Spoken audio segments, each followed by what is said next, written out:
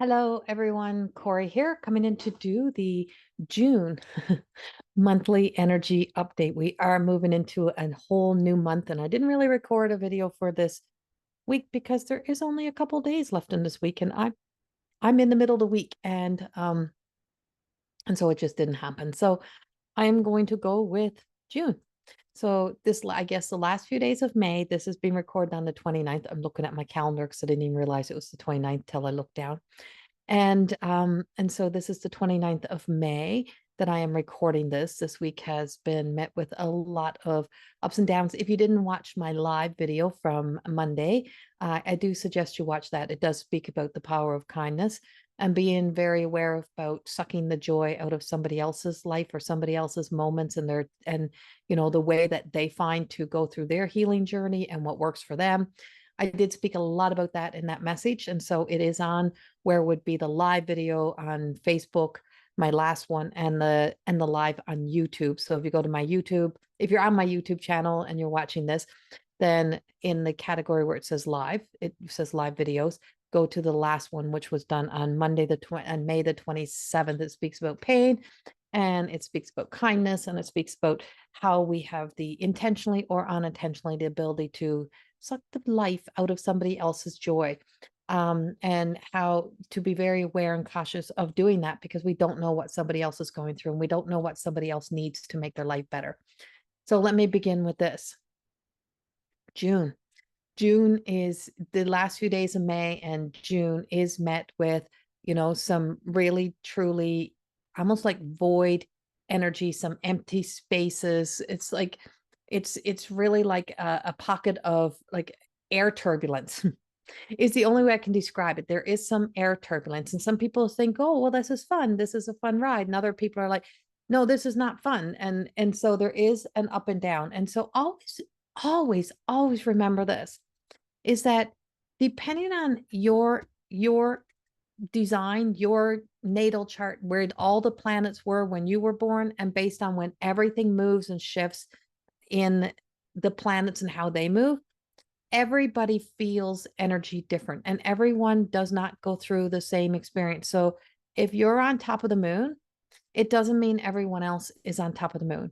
And a lot of people, and if you really don't pay attention to any news, anything that's happening in the world, and you really avoid that, you can really exist in a really bubbly, upbeat world. But if you exist in the realities of all the things that is happening around, is that you will see the suffering and the struggles and all of those things that are happening. Now, if you go even deeper than that, if you only see this and this is right and this is wrong, if you go deeper than that, you see the master plan, the master manipulation, the corruption. You see things that are bigger and you see the bigger problem. And only in life. And so bring that into ourselves, bring that into our personal space and our personal self, is that you can do fix this, fix that, all the little surface things. It's like you can paint up a house, you can do all the little things, and somebody can stop a fight, stop doing this, stop doing that, but it will all begin again if you don't deal with the big things, if you don't solve the big issues, if we don't work on the big problems.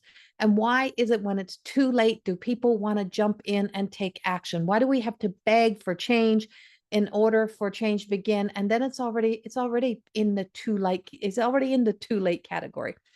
Now, as we move forward and as we see this, and for those who don't know who I am and what I do, and I call myself very blended in diversity and love. I am Mi'kmaq First Nations and blended, of course, with a beautiful white father. And so there is a lot of stirring up of from the root, the ancestral healing work that is coming up that goes on a deeper level. And it does speak.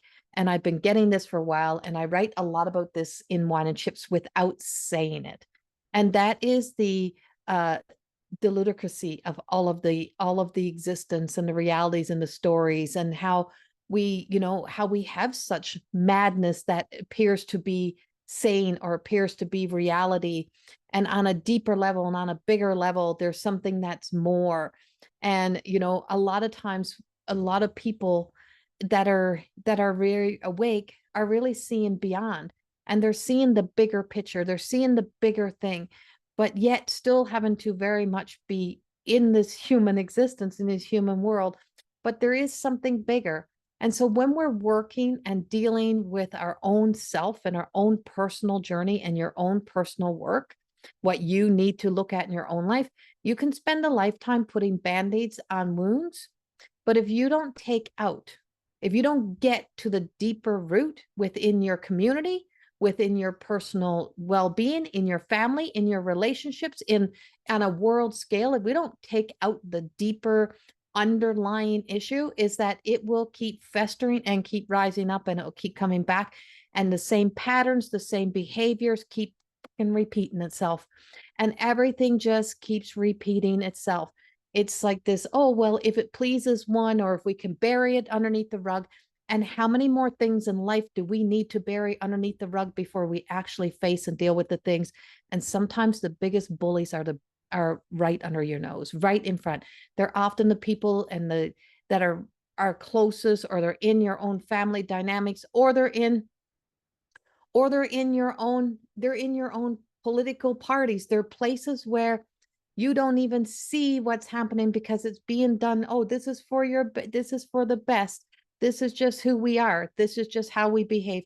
And so there's a raging kind of storm that is brewing. And it's the kind of storm on, I want to say, the way I see it through, she calls herself Mary Ellen, and I know I was her in another lifetime. And she is a spirit guide, and she guides me through, and she is Beatuk.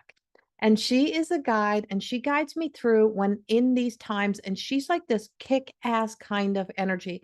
And she speaks of the capability of humanity and humans, and how humans can really truly convince each other, that one person can come in and convince others that another person or another race or another group is something that is such a problem that we need to eradicate it. We need to get rid of it. We need to move it.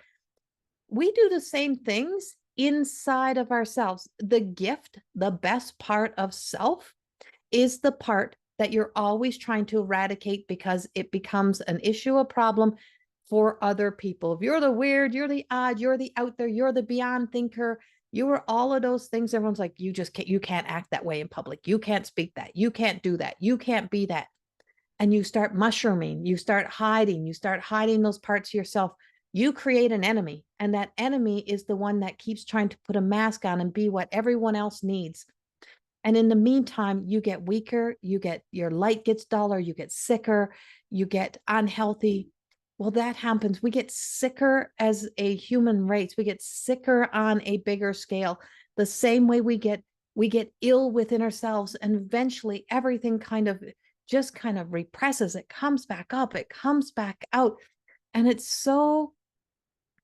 repeats itself so much. And I always say this in my teachings, is when I hear somebody say to me, I know, I got it. And I just see them on repeat. Well, if you know and you got it, why are you not doing different? Why isn't things not changing? So you don't know and you don't got it. You haven't got it. It's that it is easier to avoid. It's easier to deflect onto another. It's easier to make somebody else out to be crazy, to make somebody else out to be wrong, to make somebody else out to be your enemy, than it is to face your own truth. Turning that mirror reflection around and ask ourselves, why do I feel the need to suck the joy out of somebody else? And in my live, I use the tarot as an example. And I just said, if somebody else finds this, and this divination helps them be able to, or they, connect with one of us who are mediums, and they find that sense of inner peace, that sense of being able to help them in some ways. And then somebody else with another belief, another perspective, another view walks up and goes, why would you do that? That's no good. And they're this kind of people and they're that kind of people, yet they've never met us. They've never met that kind of people. What kind of person is that? And where did you learn that? And where was that conditioning coming in?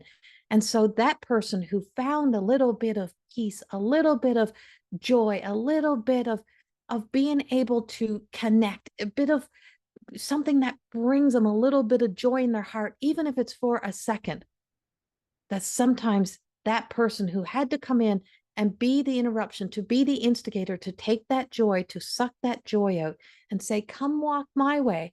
But yet they never find joy. They never find peace. They stay in their grief because they had to go the way and they had to become the way of the person, of the other people who are so hell-bent that they've got it all fucking figured out, that they've got it all right. And if somebody's a little bit different, if somebody has been through struggles, I know what it's like. I spent years of my life as a single mother, and I know the judgment that came with that. I know what that was like. I know what that felt like. And it was so easy for people to give a title of, oh, she's the single mother. How about you just say she's a woman with a child? Because if she was a married woman, would you call her a married woman with a child? No, you just say she's a mother. She's a woman. But a single mom, whole different story with a whole lot of different narratives and a whole lot of different stories and a whole lot of judgment and a whole lot of assumption. And there's a lot of assumption. There's a lot of not truths. There is a whole lot of half-hearted truths that are traveling through our energy right now and through our month and through the energy. And it's so easy to convince ourselves that it's like, oh, it's all good, it's all great. And it's all good and all great if we are willing to see only the good and the great.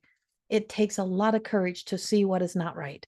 It takes a lot of courage to see what is not right inside of ourselves. It takes a lot of courage to see your own shitty ass behavior. It takes a lot of courage to see the bad habits and the repeat patterns that we have within ourselves, and to be able to call them up and call them out and take accountability and responsibility for those actions and for those choices, and to be the change that we want to see in the world, to begin to be that change within ourselves. Chiron is dancing around hard in its Aries energy, where it will be for another little bit. And it is moving, it is shifting, saying it is time to remove that which has us infected with these toxic energies and these patterns and these repeat choices that have followed us through for a long period of time. When does it end?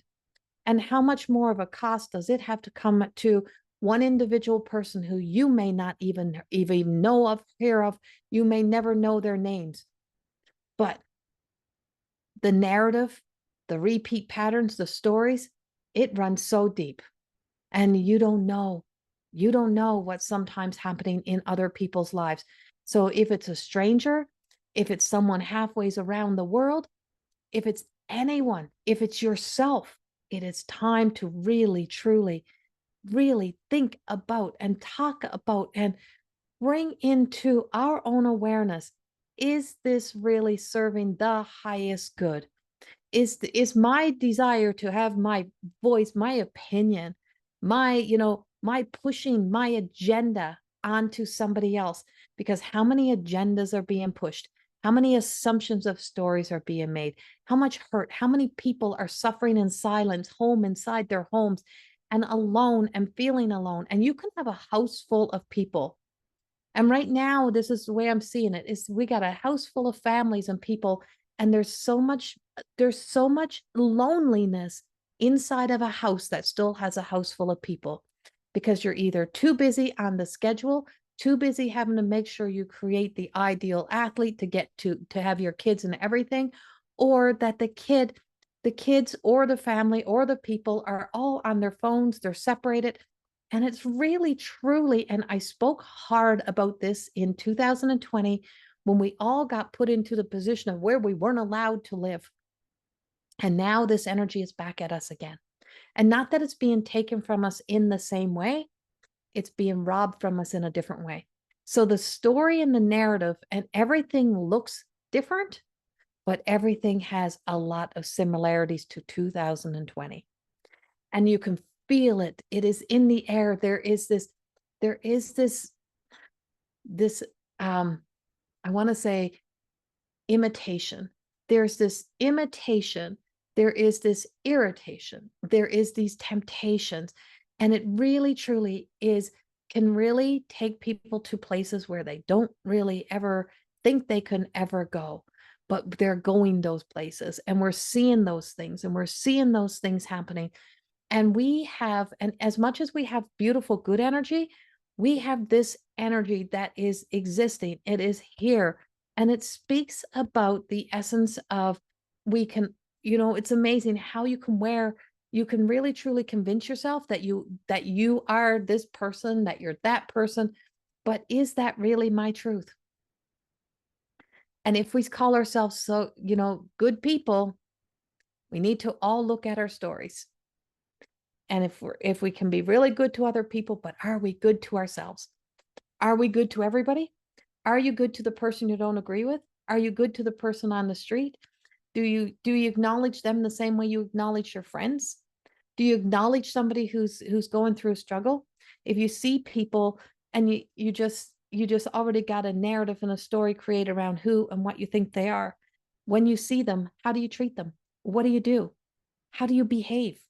This is all coming up for us now, because as we're in this energy, as we're in this really truly forceful energy, it is telling us that is as if the universe has turned the mirror back around on us, and we have to take a real deep look.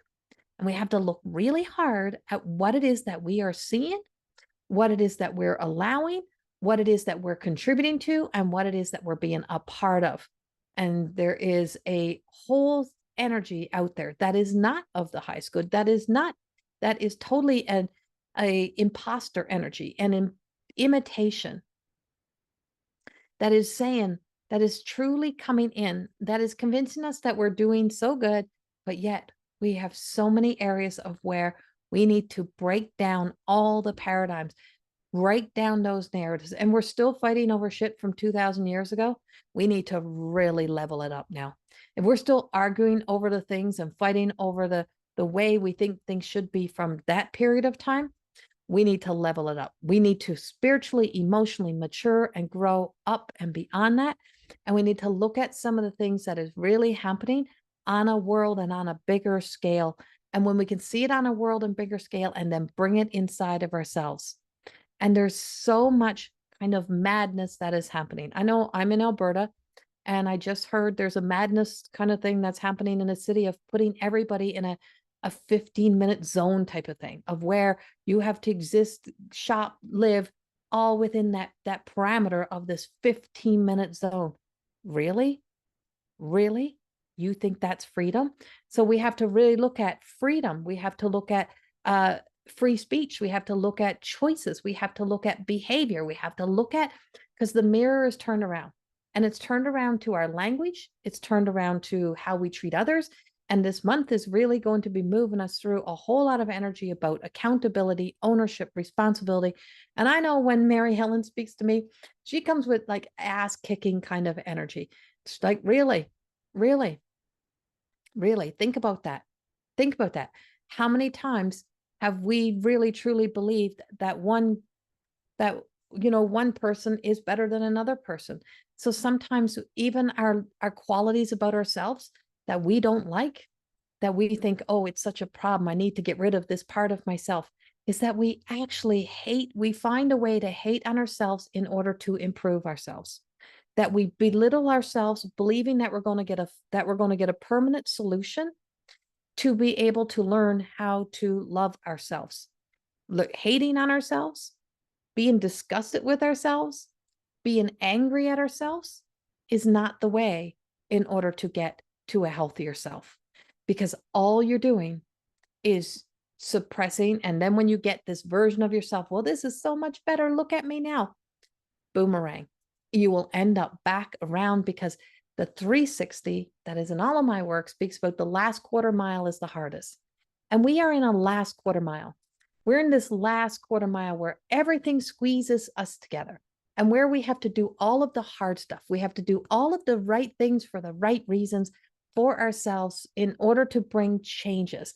And whether you're just in the beginning of a new 360, you're just in the beginning of a new journey, or you're at the end. Either which way, it takes a lot to just be able to start. It takes a lot to reach out. It takes a lot to face ourselves. It takes a lot to look at ourselves. And it takes a lot to be able to do the final things, to be able to do the ending, to be able to get to that point, to be able to bring ourselves into the full movement, into a new direction. We don't just take a straight line through life.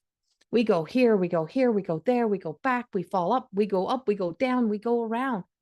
But the reason why we boomerang back and forth like this is so that we can learn the lessons, so that we can become aware, and so that we can stop repeating the patterns and make the changes that we need to see in our lives and in our world and all around us. And I know there's a lot of passion to this, and I can feel this passion. I'm like overheating because I can feel the healer energy in all of this. But this truly has risen, and on a very personal moment that I really truly have been very made aware of, that I have been fighting for. I've been really truly creating and producing all of my work for all of these years so that I can help women to be able to see their worth, their value, and for them to know that they are not alone in this world, and for nobody, that we are not alone, but yet we have become a very lonely world and a very lonely society. And it's really, truly is time for us to really look at what it takes for us to more than just exist. And as someone who's had to face this, see it, as someone who's had, people who so-called say they love you, they'll love you until they hate you. They'll love you until you do something that doesn't align to them, that they don't believe in, and then they hate you. And when they hate you, they will try to turn everyone and everything against you. They'll tell stories that are not true. They will speak about you, but God forbid if you speak back sometimes. And so it is so easy to turn somebody we love into somebody they're not, just so they can be the villain in your story, in our story, so that we can hold on to that. And we can be such a destructive society to each other. And yes, everyone has the free will to make their own choices. But what sometimes takes us to places to be to do things that are so out of character, or that sense of being so exhausted is often because people feel so alone. And that's a real freaky truth. And we're seeing it on a world scale, we're seeing it on a bigger scale. And so yeah, we may not be your psychologists, we may not be your doctors, we may not be those people, but sometimes all people need is someone to let them speak and not interrupt them. Let them tell their stories. It doesn't mean, and I always say this in my writings, this is my version of this was my version at the time of the experience, and my versions have even changed, but this is how I seen it. This is how it felt. This is what it felt like. This is what it feels like to not be heard. And this is the effects of that. That's the effects of holding on to that story for so long in your life. And when you can finally free yourself, when you can free others and you can free yourself, you really recognize that if I want to be in this place of joy, I have to I have to find those sparks of hope, and I have to create them, and I have to live in them. And everything that I want the world to be, I have to start to become that in myself. And when we can find that in ourselves, is that we then have the courage and the strength to know that the world might not get better, but that we can see and face, and we can deal with the hard stuff, but also never really being that hard on ourselves, that we can stay kind and compassionate towards ourselves while still dealing with the things that need to be done, and also not making everyone out to be an enemy, and being really kind and considerate to the people that are in our presence. Because if we want to heal the wounds, we have to really clean the wounds. We have to clean our stories. We have to clean up our language. We have to clean up our words. We have to clean our vision. We have to clean and clear our minds and our hearts and our whole essence, so that we can get to this place of that, where we can be more at peace, and that these wounds can heal. And yeah, we'll carry the scars forever, but there's always somebody who likes to poke the bear. There's always somebody who likes to open up the wound just so that they can have somebody else to fall into the misery they exist in. Don't let yourself fall into that story. This is a time, this is a month that really truly is charging. It has a big charge. It has a lot of charge, has a lot of energy to it, a lot of stormy brewing energy. It is moving and it is shifting us. It is shifting us as in big ways. And when do we finally see beyond the illusions? And when do we finally see that sometimes that we only see the things we want to see? And when you only see the things you want to see, is that eventually it turns you blind to everything else, right? And so when you only see that because it fills your story, it fills the narrative, And it just blows my mind sometimes of how it is so, that's a part of our it's our coping, is how we cope, is how we deal, is how we get our own way. And so it's not about getting your own way, it's about getting out of your own way. And when we get out of our own way, we can get into the flow of what is of the highest good instead of what we need and what we're trying to control. And it's time to move out of the way, time to let in beautiful love, beautiful light, and that clearing, the cleansing that happens when we know true light. We recognize the imposter. We recognize the imitation. We recognize the Jezebel. We recognize that energy on such a deeper, deeper level. And now it's time to really, truly bring that awareness in. And so, yeah, it feels very like passionate. And so there's a lot of passion, there's a lot of desire. It's like there's just a lot of push to say, okay, do you need a kick in the ass to get that last little bit? Do you need the kick in the ass to get going, to get moving? Why do we wait till it's too late to do something? Why do we wait until it's after the effect of something going wrong to do something right? Maybe it's time we start doing something right from the beginning, and we start to hear the cries and the screams and those things, and we start to really truly look at what needs to be done instead of saying, oh, someday we're trying our best. It's like, no, we're half-assing it. And when we're stuck in the systems and we're stuck in the programming, we're stuck in having to be in the freaking box and do things only this way, only that way, and that only this person, only that person can do it. It's like, it is time for us to break the box. It's time for us to move beyond the systems. It's time for us to be able to open up our hearts and open up our minds and heal the wounds, so that, yeah, we wear the scars, but we know what it's like to be there. We know the frustration. And it's time for us to move beyond the shadow and start moving more and more into the light, and into what kind of gift can I be in this world, and how can my gifts be a change? And even if nobody ever knows of me, even if nobody ever hears of me, why does it matter? Why does everyone have to become this big celebrity status in order to feel like you are valued, valuable, and that you've done something big? If you've touched one person's heart, you have done something right. You have done something right. And I just remember a few years ago, I was in Palm Springs, and it was myself and my daughter and my best friend, and we went on. It was right in the midst of my life going through a big change itself, and I was dressed in this all white outfit. And at the time, I was not even a year, I was not even 6 months, I don't think, out of surgery, um, and I had and and I had I couldn't really drink a lot. That's what it was. Yeah. And so I was sitting down to the bar, and we were all just having like I was sipping on this little Jägermeister. That's what I was sipping. And this man came and sat next to me, and I could tell he wasn't staying at the hotel. And he had work boots on. And I wish I could somehow, that he could ever know that he never leaves my thoughts. I never forget this man, ever. And he sat down next to me, and he just let out this big sigh, and his shoulders went down, and he just says to me, "Are you on holidays?" And I said, yes. I said, yeah. I said, we are. I said, it's been a while. I said, since I've been on a holiday, and this is he says, oh, he says, that's nice. He says, I'm so glad you're on a holiday. I said, what are you doing here? He says, oh, I just live in the neighborhood. He says, I stop in for a drink. He said, but this is my last drink. And I said, your last drink? He said, yeah. I said, oh, are you quitting drinking? And he said, no, I'm quitting living. I'm quitting living. And instantly I just said, I'll have whatever he's drinking. It was an old fashioned. I don't really drink old fashions, but I'll get it. And I just remember my daughter looking, what are you drinking? And why are you drinking? I said, doesn't matter. Doesn't matter. I like it. I'm going to drink it. And she got it. She knew exactly.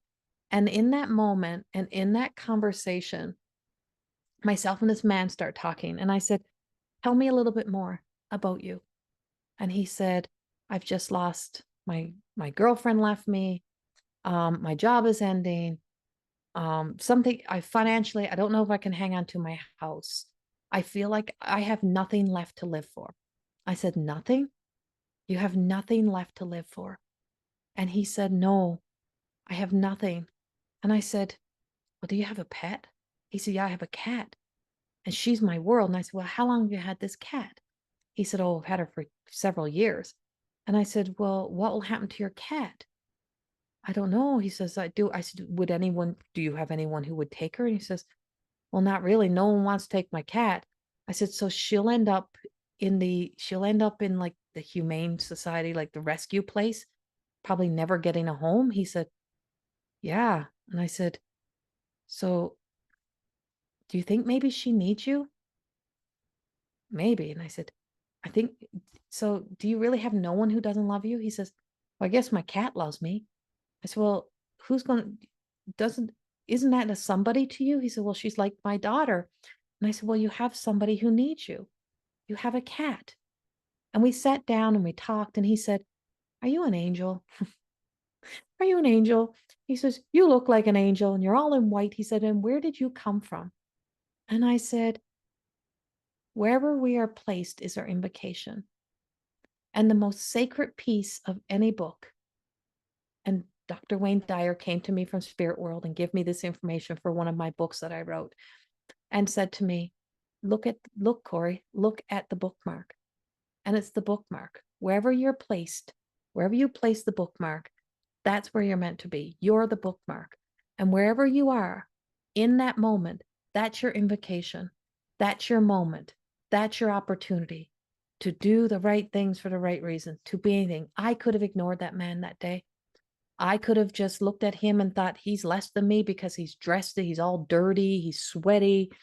He got his work boots on, and I'm all dressed up and I'm all shined up and I'm there to have all of this fun. I could have just walked away, but I couldn't. I couldn't. And everything in me knew that I had to say hello to this man. And I sat, and him and I sat, and we drank our drinks together. And I told him some of my stories. I told him some of my experiences. I told him about some of the tough times. I told him that he wasn't alone, and that everyone, there's so many of us have those times and those moments in our lives when we feel this way, when it affects us this way. And I said, there's always something, there's always somebody who you may be that person for. And I said, what if your cat needs you? And what if what we just shared here now, and the magic of this moment, that you get to be this person for somebody else down the road? What if you get to walk through life being that person for somebody else as well? I said, because that would be my greatest gift, is that if you leave here and you take care of your cat, and you take care of that cat for 10, 20 years, whatever that cat got left, but everywhere you go, that you take it as a moment to be an inspiration, to just be a smile for somebody, to make somebody just be seen, to so that you make the invisible visible, and that you be kind, then my job is done. And he said, I've just discovered that I've got a lot more to live for than I ever thought I had to live for. And I can see that just because that one person doesn't want me, there's a lot of other people who will. And just because that one person was not very nice to me, there's still a lot of nice people. You're a stranger, and you were nicer to me than the person who lived in my house. And I said, so maybe you need to find people who are a lot more like you, to be that niceness, to be that kindness. And I could see his light change, and I could see life come back into his eyes. Do I ever know the full outcome? No, but I know in my heart that I know he went home to take care of that cat. I know he went back to work the next day. I feel it. I know it. Wherever we are in life, that's our invocation. That's Mother Teresa says, this is your invocation, wherever you're placed. And you don't have to like Mother Teresa. You can have all the stories and you can hear all the stories, whatever it is. But I kept that little writing on my vision board forever. Wherever you are in life, that's your invocation. And what you do with where you are is the thing that is the thing that truly brings you closer to living your divine purpose. It's not about who's watching. It's not about who sees it.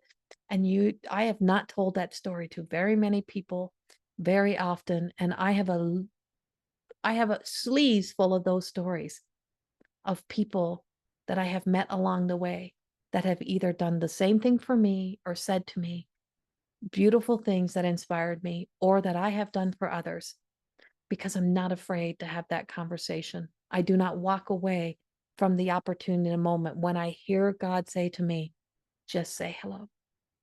Just say hello. Just tell somebody they look beautiful. Just say, oh, I love your jacket. You got a beautiful smile. Don't be afraid of each other. And don't be afraid of the best version of you. That may not be the most popular version. It may be the weird. It may be the kooky. It may be the out there.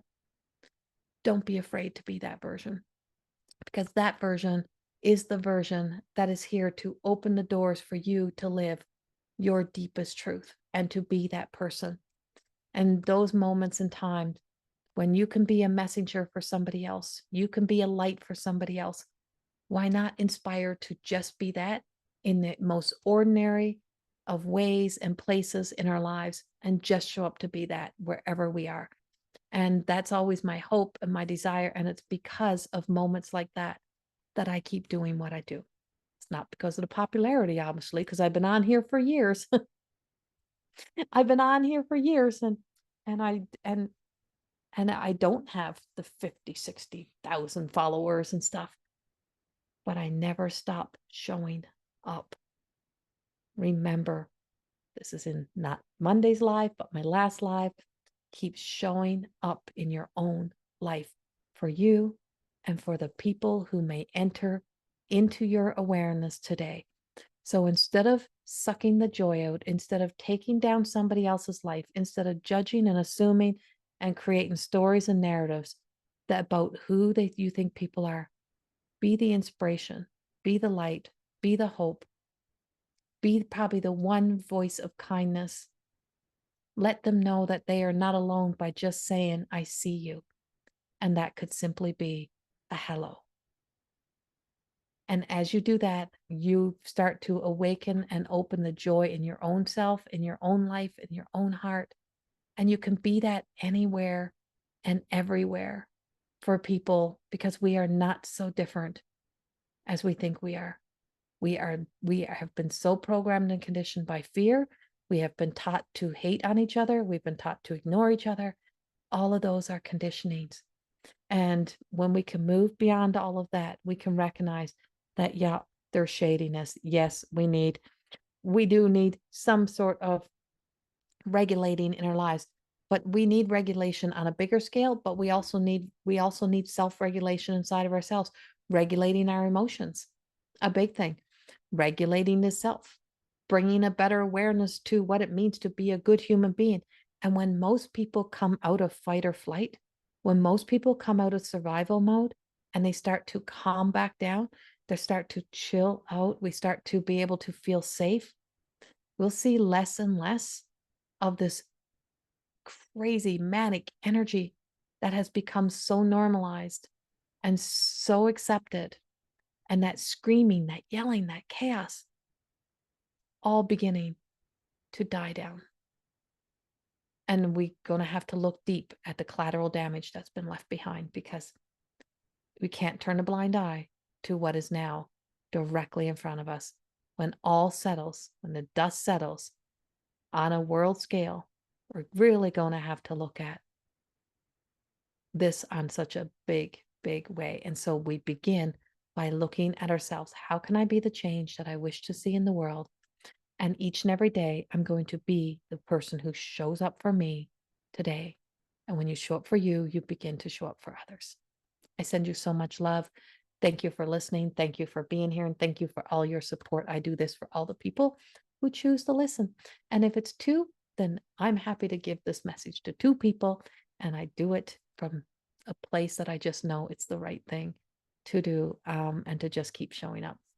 If you'd love to support my work and my channel, please subscribe to my YouTube channel, and please follow on my Facebook page. Don't just hit the like button, you got to hit the follow button.